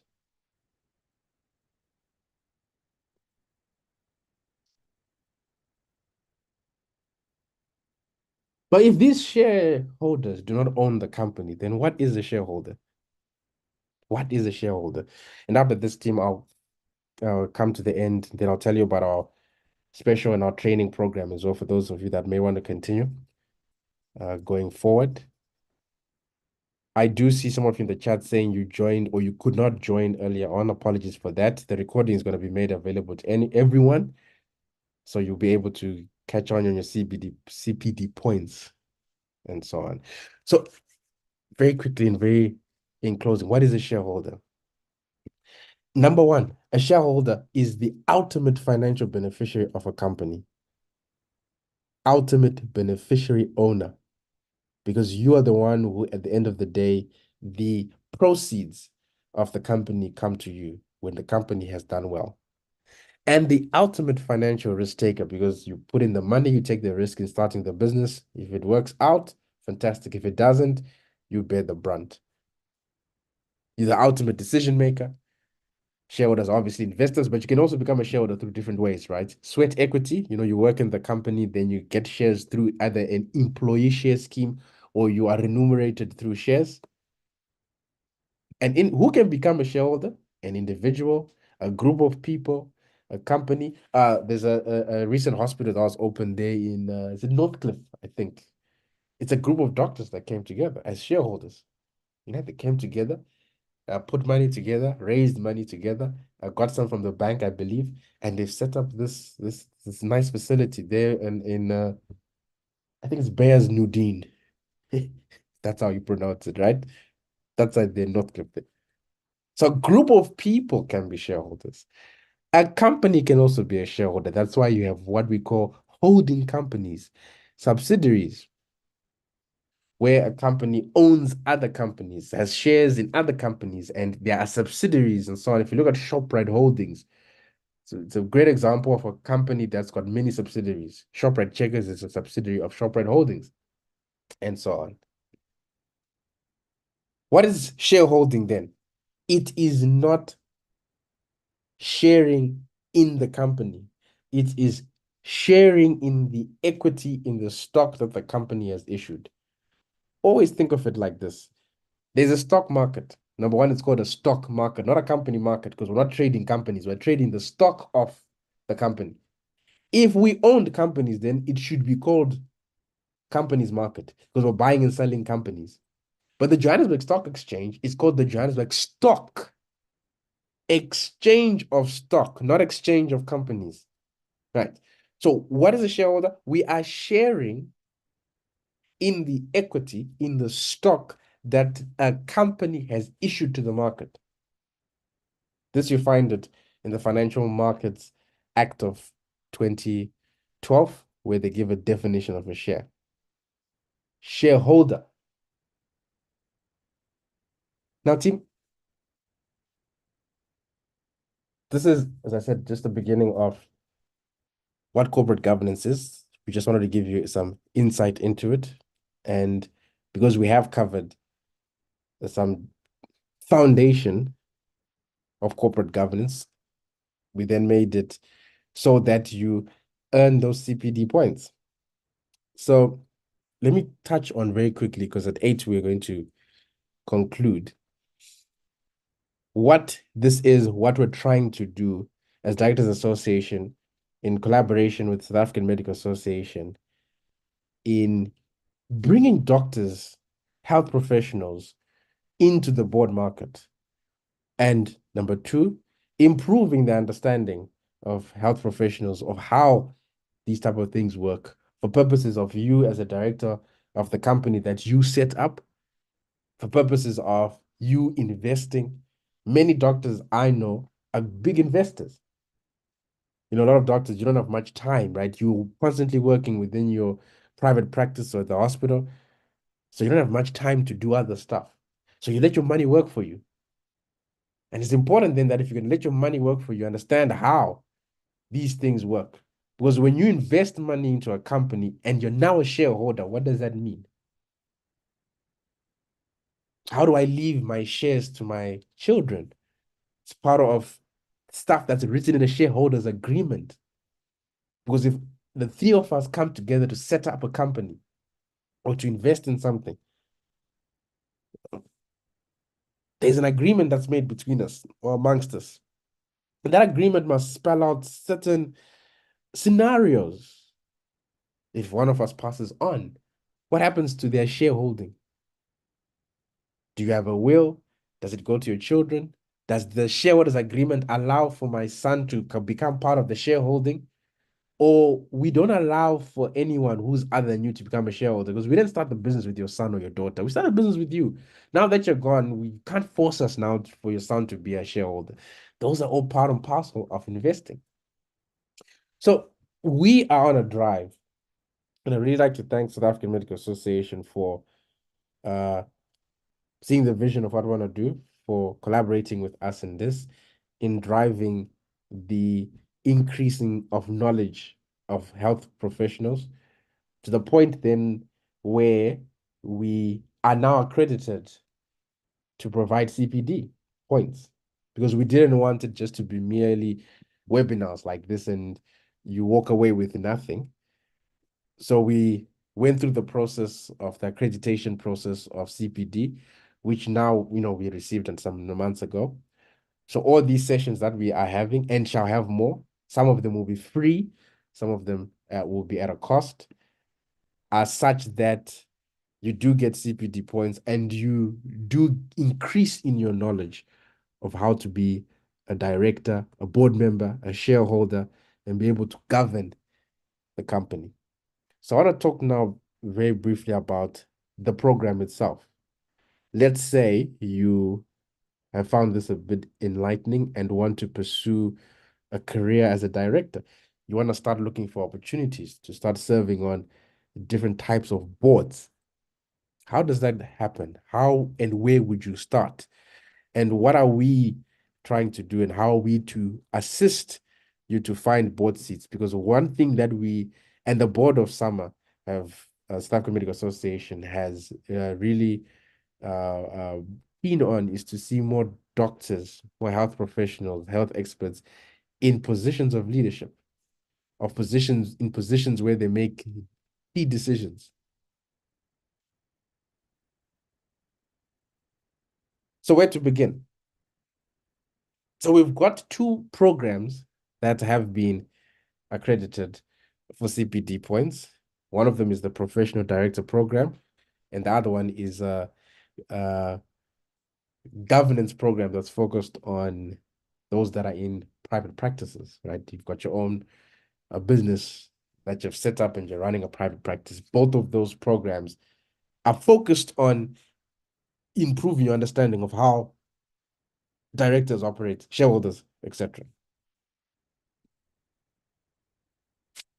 This Professional Director Program is focused on training, then serving on a board as a volunteer, doing a number of assessments, obviously, to see if one is understood, because the goal is how can we create a pipeline of individuals in the health sector that can start serving on boards. Because I won't lie to you, there's not enough that are in the board market. They are there, some are there. They are there that are serving on different types of boards, be it JSE boards, some in state-owned companies, some in small businesses. But the vision of the summer board is how can we increase that? Well, by the way, these CPD points are not only for summer members, right? We are accredited through the Health Professionals Council of South Africa, so your CPD points are for anyone who's in the sector. It's not just South African Medical Association, it's just that we went through South African Medical Association, grateful for their participation, for their assistance in putting this all together. And the entire team there, from the CEO to the chair, to the individuals, the employees, etc. Very grateful. Now I'll thank them properly at the end of this discussion. So the point of this program is how can you become a non-executive director and start serving on boards. You go through the training, you go through development, and you start serving on different types of boards. We have other programs that one can join at a later stage once they've gone through the first one, which is the foundational one, which is the one on the left-hand side here, the professional director program. So let me talk very quickly about this professional director program. It is a 3-step program. It's our foundational program, and it's for those that have never served on boards before. If today was your first time hearing of how governance works, shareholders, and so on, this is the board, this is the program for you. And it starts with training, very importantly. And this training is going to be done online like this, either midweek or on Saturday mornings. So we do give you options because we know doctors, you've got a very busy schedule. So we're giving you an option either to do it on weekend or you do it at night. On top of that, we're giving you an option as well to do this program on demand, meaning we give you the recordings and you watch them. We do have a system of how we can see if you have actually watched them, right? Because your CPD points must be aligned to how many hours that you actually spent watching the video. So if it does happen that you actually can't attend any of the live sessions, which we do encourage, attend the live sessions, was that's where we debate, that's where we discuss, that's where you can ask questions for clarity. But in the event that you can't, we do have on-demand sessions where the recordings and the links are sent to you, and then at your time where you've got time, then you watch the recordings. The sessions are 4 sessions, each session 3 hours, making 12 hours. Hence, your points collectively will be 12 CPD points that you will get from this training that we have been offering. I mean, we've been doing it in the market for years and years. It's just that this is the first time we're actually doing it through summer. We do training for the summer board of directors. We have the organization that regularly trains the South African Medical Association board. So we've been doing this for a very long time, and we've been working for a very long time to actually get to this point where we can roll out this to all health professionals within the country, and hopefully start getting you to start serving on boards. The cost of it, very importantly, usually it's 12,500. However, we're giving a special to you. We're removing 5,000 Rand and we're making it 7.5. That's a special for June. So by the end of June, you must have paid the 7.5 to qualify for this discount. You then can start the training at any time during the year when you are ready. So we're not too strict on you got to start now. No, we've got a calendar for the rest of the year. You decide when you want to do this training. You saw and heard a bit of it. That's its tempo.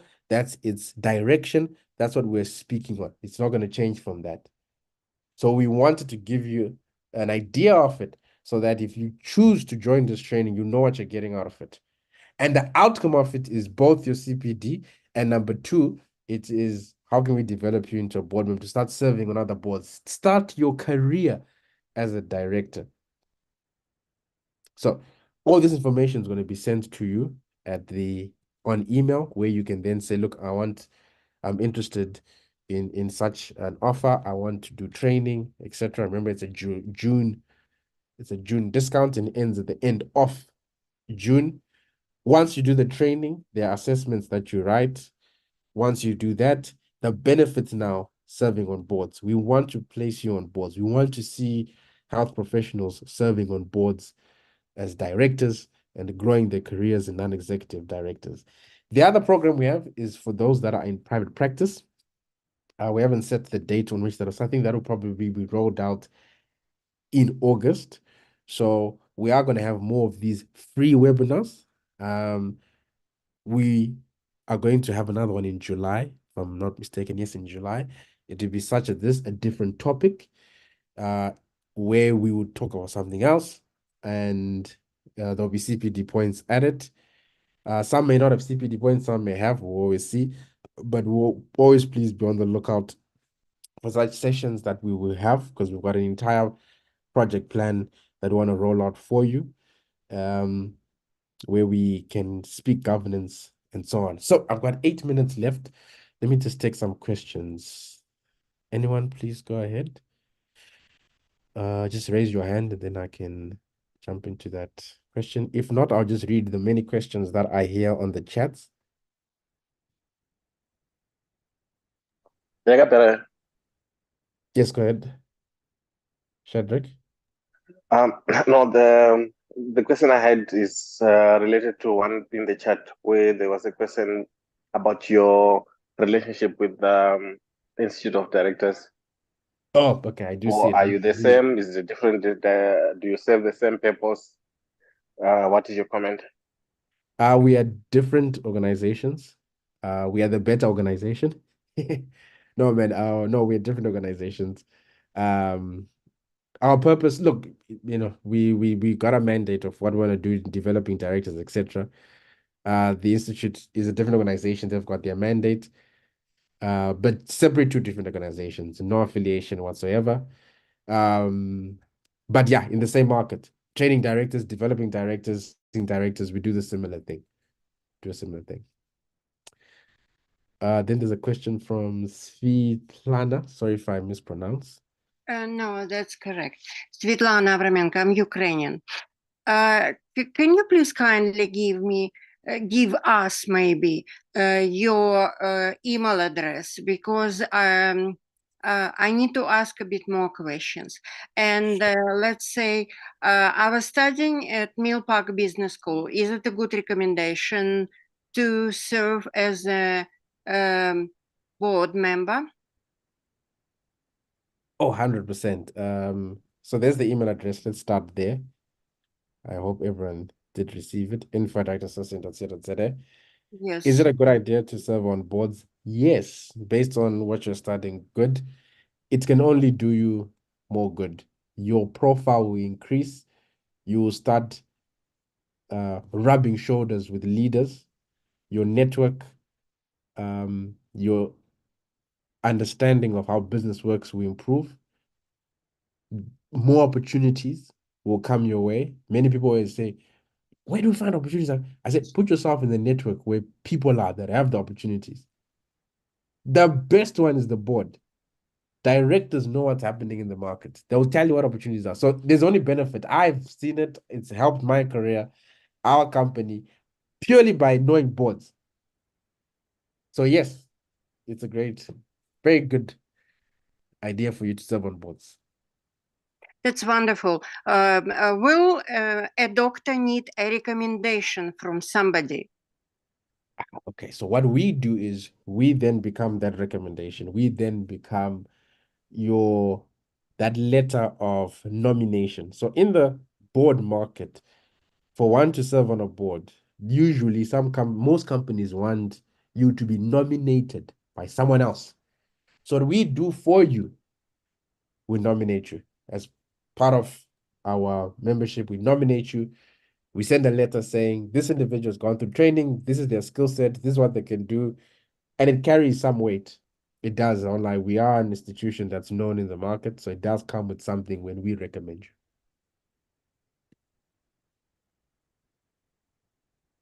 Thank you very much. It might work.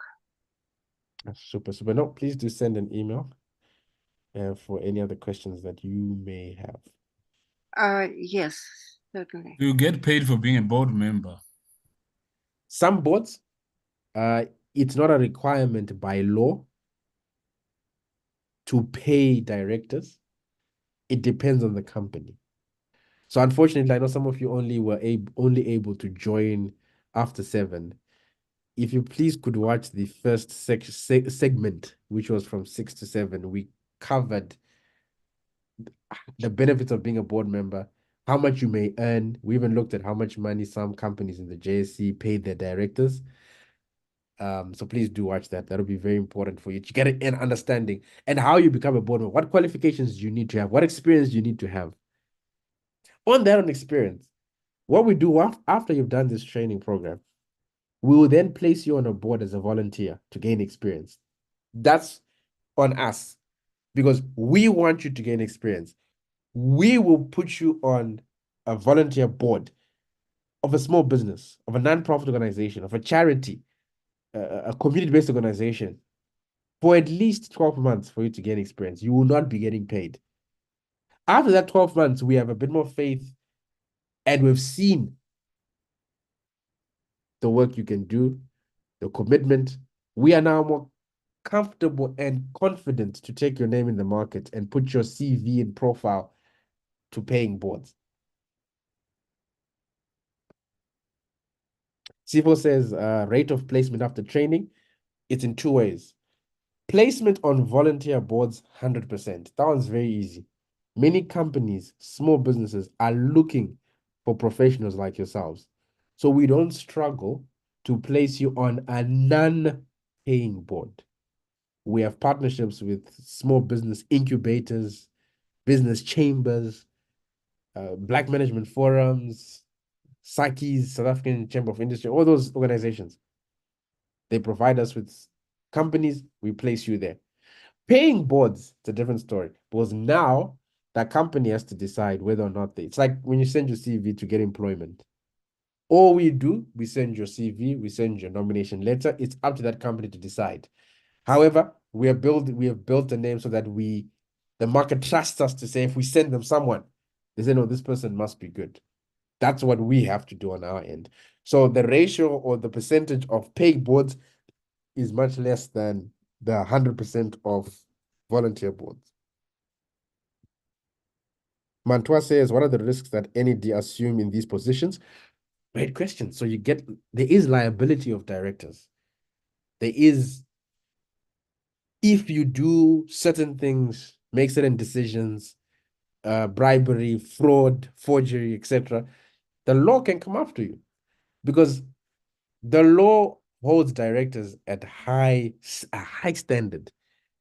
One thing you're going to see in the training when you join the training is we look at the standards that are required of a person who's a director. This forms part of the ethics of a director, where there's a certain standard that is expected and required of a person serving in that position.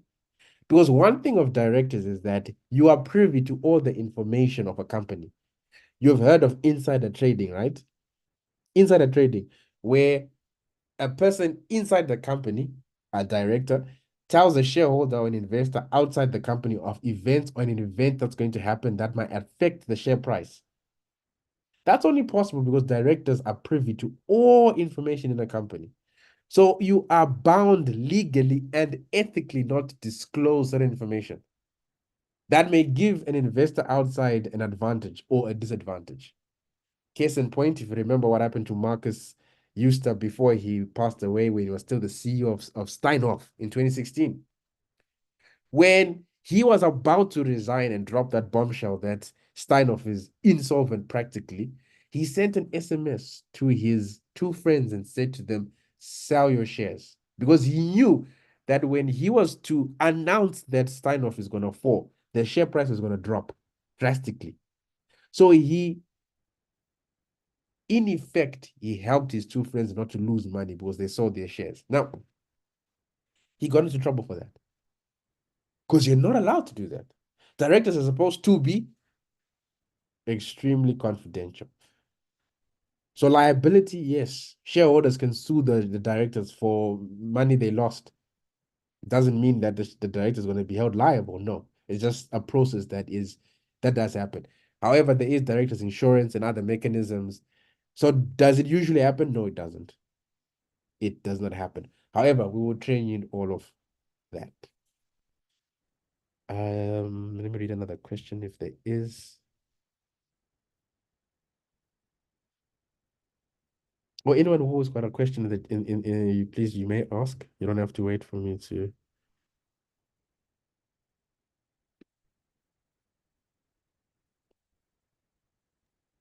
I'm so sorry. Please, once again, what is your name and surname? Super, my name is Munya Duvera. Let me put that in the chats as well. Munya Duvera. I'm the chairperson of Directors Association. Thank you very much. And I see that you have an address in Santon, so we can even see you from eye to eye. 100%. Our office is right there by Santon, across the Santon Convention Center. So you can jot down across the Santon Convention Center and you come see us. Just call in, send an email, say you're coming, book a meeting, then a consultant will sit down with you. Myself, the CEO, if the CEO is there, and we can have a chat with you. But the sessions are going to be on Zoom. Yeah, the sessions are going to be in Zoom. We can have in-person sessions at a different cost. They're a bit more expensive. So I think for those that may want in-person sessions, well, the email we're going to send you will have that option anyway. Because I know some people want face-to-face in the boardroom. So that option is there. And there is a question. Is the training internationally recognized? Well, I guess recognized maybe. Look, we're not affiliated to any international organization. It's recognized in South Africa. Though we do trainings in Africa as a whole, we've got quite a lot of clients in Africa. But are we recognized by any international body? No, we have not gone that far yet. We are only recognized thus far in South Africa. But we do train people outside of South Africa as well. Yep. Lovely.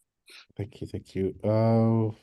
And the CPD form, CPD points, will you apply automatically to Yes. the HPCSA? Yes, because so for this session you attended, you got your 2 points. That is automatic for this session. If you Lovely. want to increase them, you join the training, which we said is a separate cost, then you get your full 12 of those points. But everyone that attended now, we've captured your name, your email address, your HPCSA number, your SAMA number. We're all going to load it onto the system. We submit it to SAMA, we submit it to the HPCSA. That is that, and you got 2 points. 2 ethics points, right? It's in the ethics category. Lovely. This is very important. Yeah, yeah. All right, team. Thank you. Thank you. I see it is past 8. So what's happening next? A, your CPD will sort that out. B, please watch out for an email from us. For those that may want to continue this, there will be a form that you're going to fill in. It's an online form, which then will speak to you giving us your details and saying, yes, you want to continue with the training. We then will contact you. We'll discuss with you. We'll send you relevant details, invoices, and so on. That special, as I said, is for the rest of June. And then you decide when you want to start training. If not, there will be other sessions like this that will be free, but obviously not as detailed, and they will not be carrying CPDs, just discussions for those that may want to attend. Other than that, I thank you so much, team, everyone, for joining, for giving us your time. I want to send a very special thank you to the CEO of SAMA, Dr. Mzu. He's played a pivotal role in assisting setting this all up. He's an individual that has got a vision of making the professionals, health professionals, start serving on boards, start getting understanding of how governance shareholders work. He's been through our trainings. He's a member of Directors Association, actually. And his belief in this program is so much that he then championed for such things like this. And the rest of the summer team, Dr. Mshlengi, thank you so much. I don't know if you're online right now, for also assisting in setting this up. Nalene from the Summer Association as well, and everyone else who I might have forgotten. Apologies if I have, but thank you for your assistance in making this happen. To everyone else on call, thank you. Enjoy your night and a weekend ahead. It's Thursday, right? Friday, so almost on the weekend. Take care. Have a good night. Have a good night. Thank you. Thank you. Bye.